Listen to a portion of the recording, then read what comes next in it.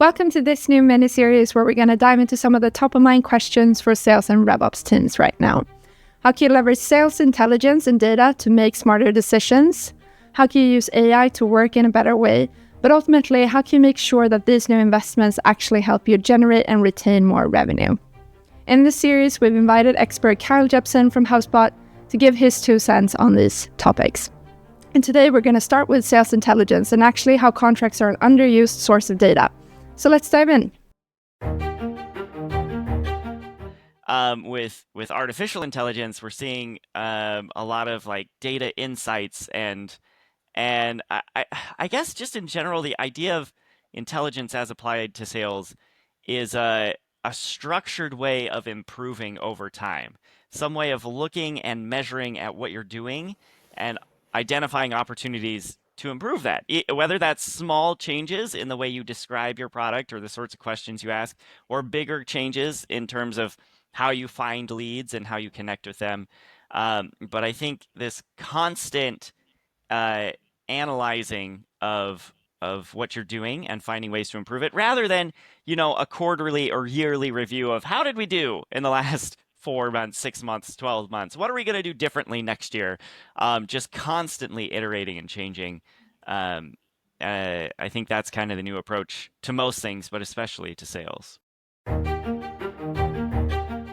There are those who are not storing any data at all, right? That's bad. You got to start storing something. And then there are those who store data, maybe even do a very good job of storing it, but don't use it in any helpful way, right? They just amass all this data and don't have a way of pulling any insights out of it or automating anything based on it.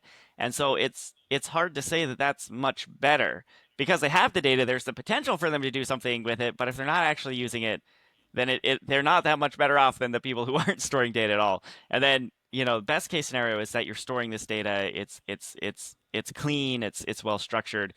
But then you have some sort of automation or AI or something on top of it to help you put it to good use.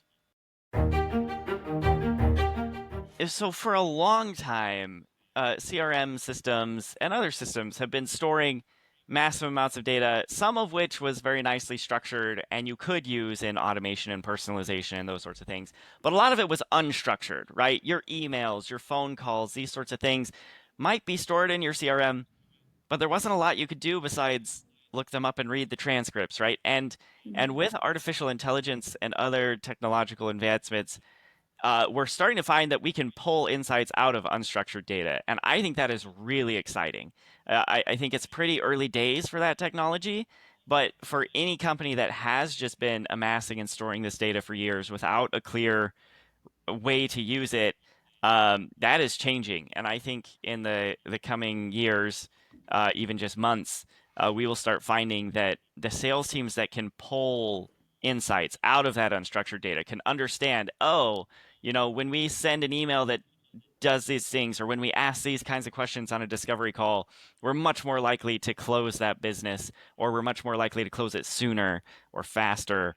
That is going to be much more powerful than just, I did a good job of filling in these fields of what industry they're in and what their address is and who the decision maker is, right? Like, that stuff is important.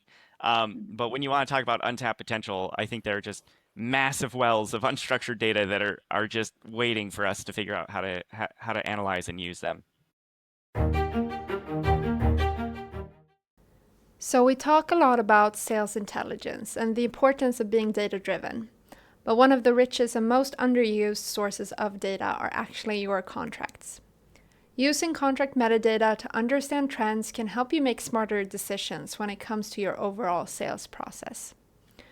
All of your signed deals here in HubSpot end up in Oneflow with the correct products you agreed upon with your customer. From Oneflow, you can simply export them into a spreadsheet like this. And for instance, under the Products tab, you can start identifying selling patterns on your services and packages that you sell. What do you sell the most of? To what customers? What discount patterns can you identify, or simply what contracts are being renewed the most? Pairing that with customer data from HubSpot, such as what kind of customer they are, can give you a lot of insights. Thanks for watching today, and stay tuned for next week where we're going to talk about AI. See you then!